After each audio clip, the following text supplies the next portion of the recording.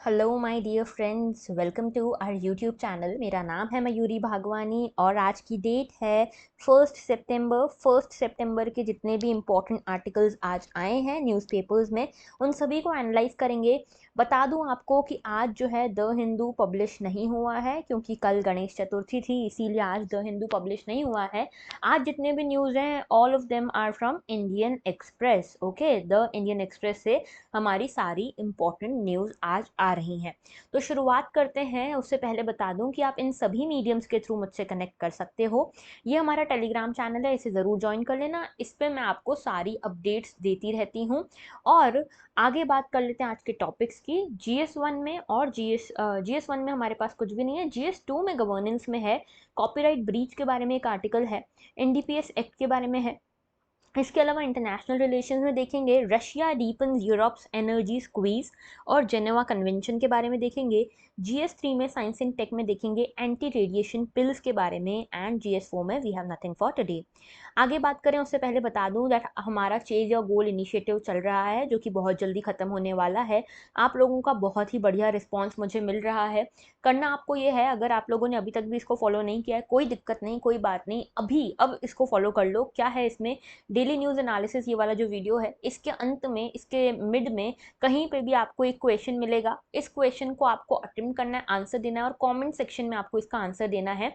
और इसके अलावा एडिटोरियल एनालिसिस आज तो नहीं आएगा क्योंकि द हिंदू आया नहीं है, इंडियन एक्सप्रेस में इंपॉर्टेंट आर्टिकल्स आज कोई है नहीं, इसीलिए आज एडिटोरियल एनालिसिस नहीं आएगा।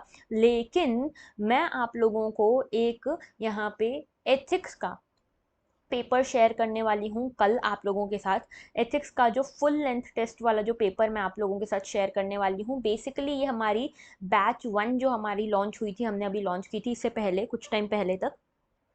तो हम लोगों की जो बैच 1 है एथिक्स की, जो हमने लॉन्च की थी, उसको हमने एंड किया है with the full length test. ये पेपर आप लोगों के साथ शेयर करूंगी। कोशिश करना इसके आंसर्स आप लोग लिखो, ठीक है। मैं आप लोगों को यहाँ पे बता दूंगी कि कौन से क्वेश्चंस लिखने हैं। अगर आप इसका भी जवाब दे सको, इसके भी आंसर्स लिखकर पोस्ट कर सको ग्रुप में तो बहुत बढ़िया होगा। उससे भी आपकी एडिटोरियल एनालिसिस में पार्टिसिपेशन हो जाएगा। और साथ में प्रिलिम संग्राम, देखो प्रिलिम संग्राम अभी रेगुलर बेसिस पे नहीं आ पा रहा था because of the multiple reasons. तो करेंगे क्या, करेंगे ये चीज़ कि सैटरडे को मुझे आप लोगों का रिजल्ट अनाउंस करना है 3 सितंबर को, कि कौन कौन लोग इसके लिए एलिजिबल हुए हैं फ्री मेंटरशिप कॉल के लिए। तो सैटरडे को ही मैं आप लोगों को टाइम बता दूंगी। अराउंड आफ्टरनून आप लोगों के साथ मैं एक प्रीलिम संग्राम हम यहाँ पे लेकर आएंगे। और ये प्रीलिम संग्राम होगा लाइव। लाइव प्रीलिम संग्राम में आप पार्टिसिपेट कर सकते हो। और उसके बाद ही फिर मैं ये 3 सितंबर को ये सारे जो भी लोग जीते हैं इस चेज और गोल इनिशिएटिव को, जिनको भी मेरी साइड से फ्री मेंटरशिप कॉल जाने वाला है, उनके नाम मैं अनाउंस करूंगी। और संडे को आपको मिलेगा मेरी साइड से एक फ्री मेंटरशिप कॉल। ओके, सो आगे बात करते हैं। देखो हमारा पहला आर्टिकल जो है वो ये है कॉपीराइट ब्रीच के बारे में। हुआ क्या है, देखो ये चीज़ आप लोग भी, सभी लोग समझना, जो लोग भी टेलीग्राम चलाते हैं वो सभी लोग इस चीज़ को समझना। और जो लोग भी किसी भी कोर्स में एनरोल करते हैं प्लीज़ ये बात समझो दैट अगर आप किसी भी कोचिंग का पेड मटेरियल यूज़ कर रहे हो या उसको सर्कुलेट कर रहे हो, स्टोर कर रहे हो, दैट इज़ लीगली यहाँ पे लॉफुल नहीं है ये, ठीक है, इलीगल है। तो देखो हुआ क्या है, हुआ कुछ यूँ है कि दिल्ली की एक बड़ी कोचिंग है KD कैंपस नाम की, ठीक है, SSC वगैरह की तैयारी कराते हैं ये।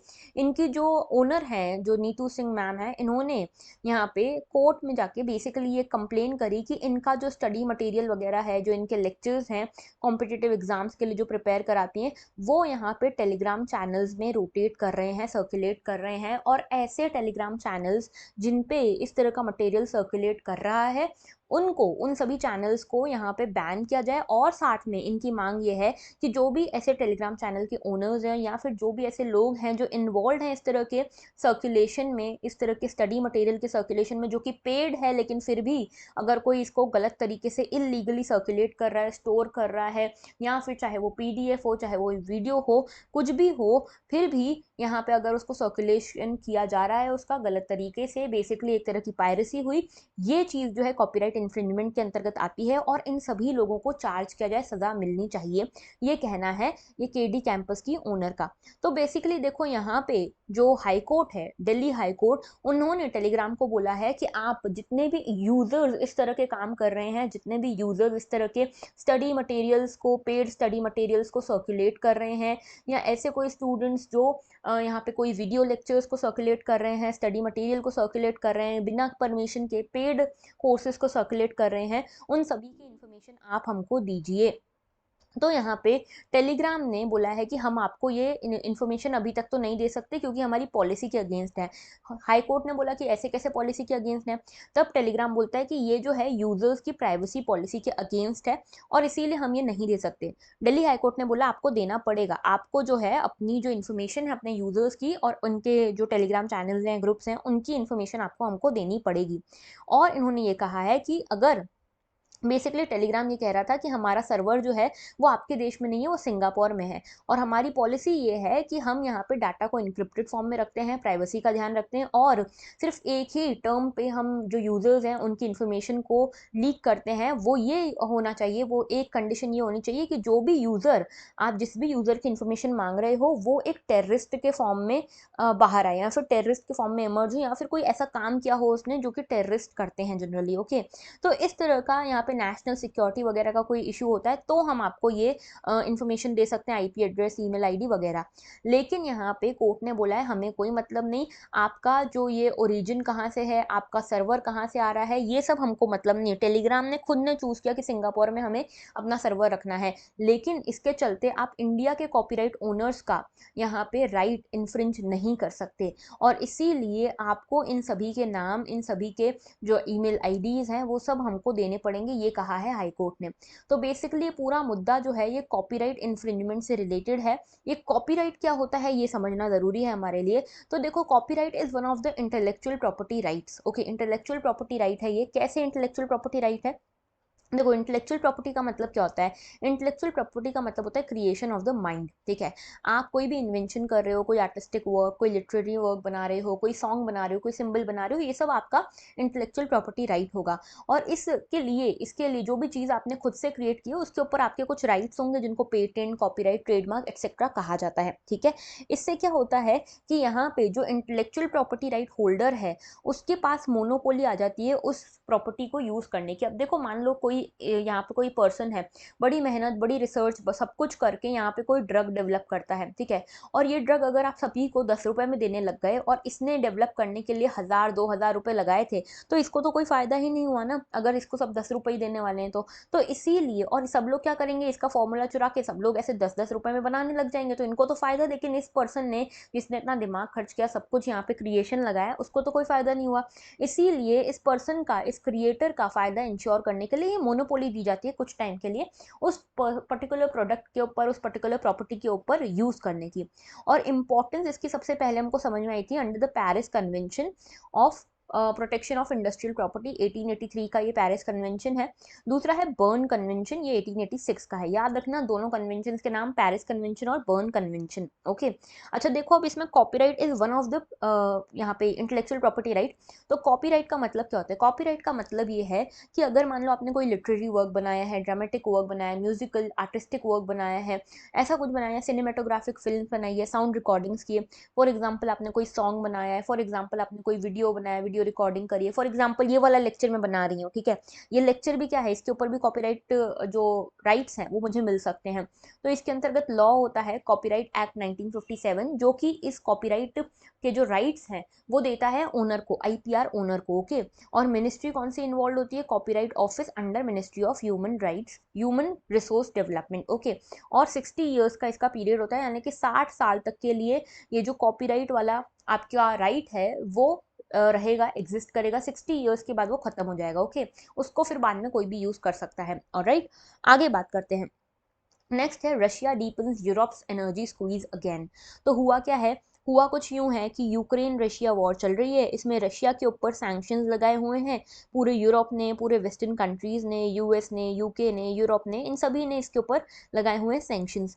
अब रशिया इसका बदला ले रहा है। रशिया क्या कर रहा है? रशिया यहाँ पे नेचुरल गैस वगैरह प्रोवाइड करता है किसको? यूरोप की कंट्रीज को, जैसे कि जर्मनी वगैरह को यहाँ पे ये नेचुरल गैस प्रोवाइड करता है, और नेचुरल गैस प्रोवाइड करता है using a stream known as Nord stream. Okay, अब यहाँ पे क्या किया है रशिया ने? बोला कि अब अभी हम 10-15 दिन के लिए इसको बंद करेंगे, 10 दिनों के लिए बोला है, सितंबर 31 से लेके अगस्त 31 से लेके सितंबर 3, 4-5 दिनों के लिए बोला है कि अभी हम बंद करेंगे, लेकिन कोई फाइनल नहीं कि 4-5 दिनों में खोल ही देंगे ये नॉर्थ स्ट्रीम को। यहाँ पे रशिया का कहना है कि हम कुछ बदला बदला नहीं ले रहे, हम तो सिर्फ यहाँ पे इसको मेंटेनेंस के लिए बंद कर रहे हैं कुछ टाइम के लिए, ठीक है। लेकिन जर्मनी का कहना है कि नहीं, ऐसा नहीं हो रहा। यूरोप का कहना है कि Russia basically weapon of war की तरह यूज कर रहा है इस नेचुरल गैस को, ठीक है। बेसिकली हमारे अगेंस्ट रिवेंज लेने के लिए, हमको सबक सिखाने के लिए, रिटेलिएशन में इन सैंक्शंस के रशिया इस तरह के हथकंडे अपना रहा है नॉर्थ स्ट्रीम 1 को बार बार बंद करके, ठीक है। और यहाँ पे ये भी अब देखो, इसके बड़े बड़े रिजल्ट आपको देखने को मिलेंगे। कैसे? जैसे जर्मनी जो है, अभी जर्मनी बोल रहा है हमको ज़्यादा दिक्कत नहीं होगी क्योंकि 85% हमारा जो नेचुरल गैस का स्टोरेज है वो अभी है हमारे पास, तो हमें अभी तुरंत तो दिक्कत नहीं होगी। लेकिन समझना कि जब ये गैस सप्लाईज कम हो जाएंगे, एनर्जी क्रंच आ जाएगा पूरे यूरोप में, और इसके कारण 400% तक होलसेल गैस के भाव बढ़ सकते हैं। साथ में इन्फ्लेशन बहुत ज़्यादा तगड़ा हो गया है जर्मनी में, सबसे ज़्यादा 50 साल में सबसे ज़्यादा इन्फ्लेशन हो गया है, और इसके साथ जो एनर्जी बिल है वो भी बढ़ता जा रहा है। अब देखो नॉर्थ स्ट्रीम ज़रा देख लो, नॉर्थ स्ट्रीम कहाँ है? ये देखो, ये रशिया का, ये देख रहे हो विबॉग, यहाँ से शुरू होके ये ग्रीफील्ड तक है, ग्रीफस्वाल्ड तक है ये, ठीक है। नॉर्थ स्ट्रीम 1 ये रेड वाला है, जो ये नॉर्थ स्ट्रीम 1 है, और ये ग्रीन वाला जो दिख रहा है ये नॉर्थ स्ट्रीम 2 जो प्रपोज्ड था, इसको हॉल्ट कर दिया गया है अभी रशिया यूक्रेन वॉर के चलते, ओके। तो ये पूरा जो एरिया है देखो, बाल्टिक सी से होते हुए जा रहा है ये नॉर्थ स्ट्रीम, ओके। और इसके बीच में कई सारे कंट्रीज का, जैसे देखो एस्टोनिया, लातविया, लिथुआनिया, इन सभी का एक्सक्लूसिव इकोनॉमिक जोन भी पड़ेगा। तो देखो नॉर्थ स्ट्रीम जो है, 2 पाइपलाइन है। नॉर्थ स्ट्रीम 1 जो है 2011 में बनी थी, ये रशिया से जर्मनी तक की है। नॉर्थ स्ट्रीम 2 बन रही थी, ये भी रशिया टू जर्मनी बन रही थी। और कुल मिला के अगर ये दोनों पाइपलाइंस को आप मिलाते तो 110 बिलियन क्यूबिक मीटर्स की गैस यहाँ पे हर साल, यहाँ पे एक साल में 110 बिलियन क्यूबिक मीटर की गैस जो है वो ट्रांसपोर्ट होनी थी फ्रॉम रशिया टू यूरोप, कम से कम 50 साल के लिए। अभी नॉर्थ स्ट्रीम 2 तो बंद हो गया, नॉर्थ स्ट्रीम 1 को ये कहा जा रहा है रशिया यूज कर रहा है as a weapon of war. और याद रखना, नॉर्थ स्ट्रीम जो है ये कई सारे एक्सक्लूसिव इकोनॉमिक जोन से निकलती है, जैसे कि Russia, Finland, Sweden, Denmark, Germany, और टेरिटोरियल वाटर्स से भी निकलती है रशिया, डेनमार्क और जर्मनी के, ओके। इसके अलावा जर्मनी में जो पाइपलाइन है वो ये यहाँ पे देखो, बाल्टिक सी पाइपलाइन जो है वो जोड़ती है नॉर्थ यूरोपियन पाइपलाइन के साथ और यूरोपियन ग्रिड बनाती है। तो आपके लिए इंपॉर्टेंट ये है कि नॉर्थ स्ट्रीम क्या है, कहाँ कहाँ से गुजरती है, और क्या इसकी इंपॉर्टेंस है। आगे बात करते हैं एंटी रेडिएशन पिल्स की। देखो यहाँ पे क्या हो रहा है, जरा समझना। ये है यूक्रेन, ओके। यूक्रेन में ये वाला एरिया दिख रहा है, जेपोर्जिया। जेपोर्जिया बेसिकली क्या है, न्यूक्लियर प्लांट है। और ये कहा जाता है कि सिर्फ ये यूक्रेन का ही नहीं, पूरे यूरोप का बिगेस्ट, सबसे बड़ा न्यूक्लियर पावर प्लांट है। और इसी के ऊपर रशिया बार बार शेलिंग कर रहा है, बॉम्बिंग कर रहा है, और इसी के ऊपर ये टेंशन लग रही हैं कि कहीं इसमें से रेडिएशन जो है, nuclear radiations, radio active radiations कहीं रिलीज ना होने लगे, लीक ना होने लगे। और अगर ऐसा हो गया तो आप सभी को याद होगा चर्नोबाइल वाला पूरा इंसिडेंट, ठीक है, जो यहाँ पे पूरा का पूरा एरिया को इसने डेड कर दिया था, ये चर्नोबाइल लीकेज ने। तो यहाँ पे हम नहीं चाहते जेपोर्जिया का भी ऐसा ही हाल हो, इसीलिए यहाँ पे एंटी रेडिएशन पिल्स सभी को बांटी जा रही हैं, ठीक है। रशिया रुक नहीं रहा है, इसके ऊपर कंटिन्यूस बॉम्बिंग लगातार करता जा रहा है, और अभी ऑलमोस्ट यहाँ पे काफी अंदर तक घुस चुका है Russia under the Ukraine, okay. अच्छा देखो, अब यहाँ पे ये एंटी रेडिएशन पिल्स क्या है। ऐसा डर लग रहा है कि न्यूक्लियर डिजास्टर कहीं ना हो जाए जेपोर्जिया पावर प्लांट में, इसीलिए यूरोपियन यूनियन ने डिसाइड किया है कि लगभग 5.5 मिलियन यहाँ पे प्री एम्प्टिव सप्लाई किया जाएगा, 5.5 मिलियन एंटी रेडिएशन पिल्स का। और ये जो एंटी रेडिएशन पिल्स हैं ये सभी उन लोगों को दी जाएंगी जो इस एरियाज में रह रहे हैं, और उनको कहा जाएगा कि जैसे ही अगर आपको ये कंफर्म होता है कि रेडिएशन लीक हो रहा है, रेडियो एक्टिव रेडिएशंस लीक हो रही हैं इस न्यूक्लियर पावर प्लांट से, वैसे ही आपको इस एंटी रेडिएशन पिल को कंज्यूम करना है।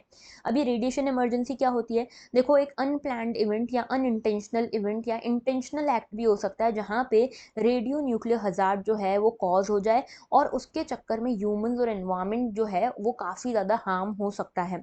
इसमें जो रेडियो एक्टिव एक्सपोजर है उससे क्या होगा, यहाँ पे काफ़ी तबाही मच सकती है, पूरा जोन डेड हो सकता है, इसीलिए एक प्रॉपर इंटरवेंशन की ज़रूरत इसमें पड़ेगी।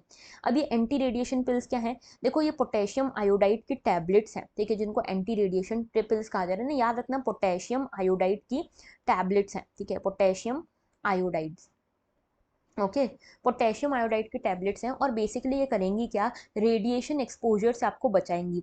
इसमें क्या होता है, देखो याद रखना कि इसमें जो ये पिल्स हैं, टैबलेट्स हैं, इसमें नॉन रेडियो एक्टिव आयोडीन होगा, ठीक है। और यहाँ पे याद रखना, इसमें जैसे ही अगर मान लो रेडियो एक्टिव लीकेज होता है, ठीक है, मान लो रेडियो एक्टिव रेडिएशंस का लीकेज होता है, अब वो रेडियो एक्टिव रेडिएशन आपकी बॉडी के अंदर आने की कोशिश करेंगी, आपके थायराइड ग्लैंड्स में आने की कोशिश करेंगी, और इससे आपकी की पूरी बॉडी चोक हो सकती है।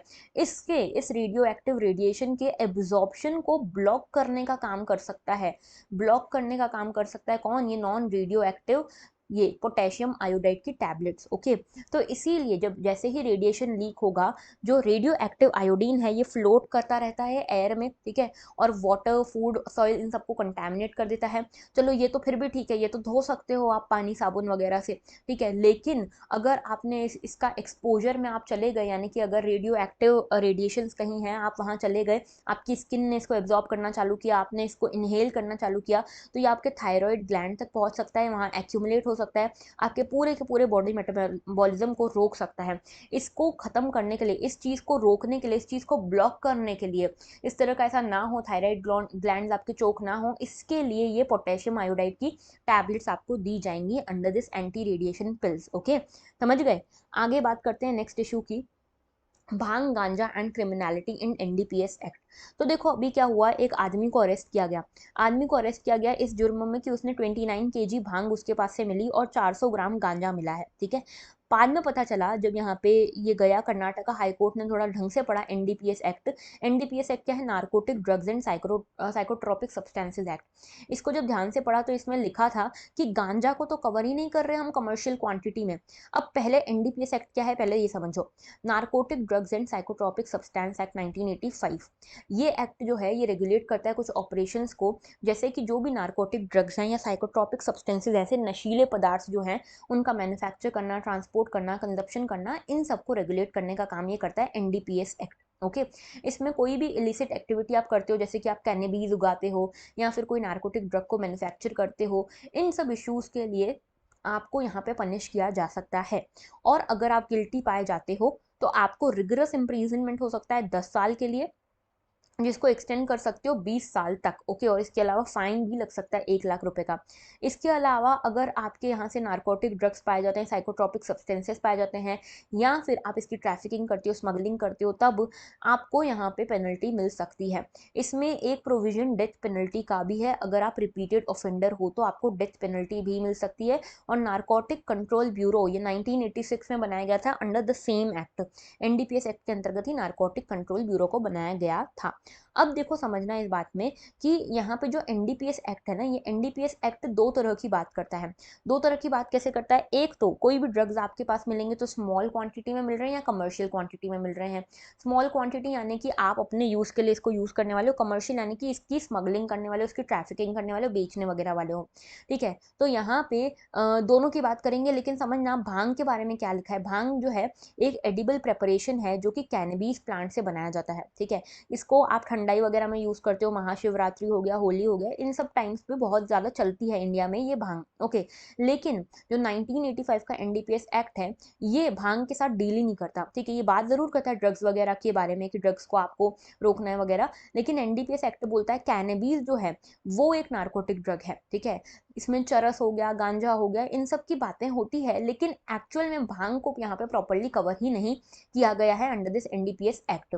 इसमें देखो क्या कहा गया है, सेक्शन 20 जो है एनडीपीएस एक्ट का, वो ये कहता है कि अगर आप कैनबीस का एक्सपोर्ट करते हो, परचेज करते हो, सेल करते हो, ये सब चीज़ें अगर करते हो, पूरे प्लांट की बात हो रही है ना, कैनबीस के पूरे प्लांट की बात हो रही है। भांग जो है it is just a part, okay, it is just a part जो कि लीव्स से बनता है, कैनबीस की लीव्स से बनता है, ओके। तो कैनबीज की अगर आप ये सब चीज़ें करते हो तो आपको यहाँ पे पनिशमेंट हो सकती है। डिपेंड करता है कि कितना ड्रग का अमाउंट आपके पास मिला है।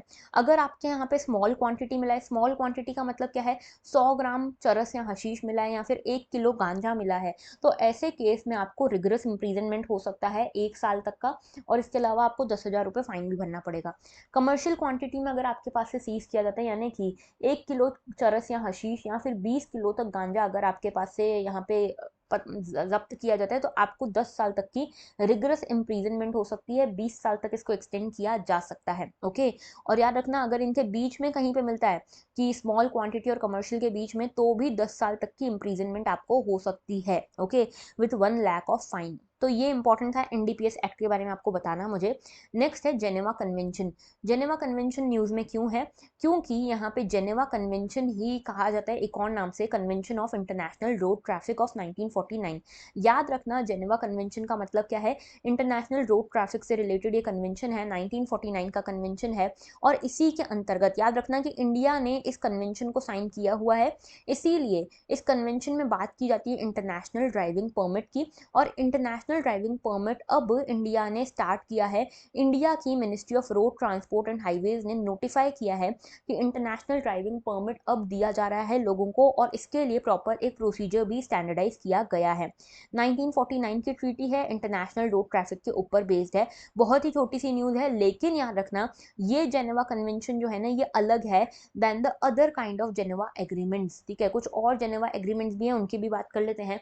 तो देखो ये जेनेवा कन्वेंशन ऑफ 1949 है, याद रखना ये 1949 वाला है, ये भी 1949 वाला है, लेकिन ये इंटरनेशनल रोड ट्रैफिक के ऊपर है। और ये किसके ऊपर है? ये प्रिजनर्स ऑफ वॉर हो गए, या फिर आपके जो यहाँ पे सिविलियंस हो गए जो सिविल वॉर में फंसे हुए हैं, उन सब के लिए है। तो जेनेवा कन्वेंशन जो है, ये 4 कन्वेंशन है इसके। याद रखना पहला कन्वेंशन जो है वो बात करता है कि जो भी ऐसे लोग हैं, आर्म्ड फोर्सेस के मेंबर्स हैं जो सिक हैं या वुंडेड हैं, उनके साथ आप कैसा बिहेव करोगे, वो लिखा है।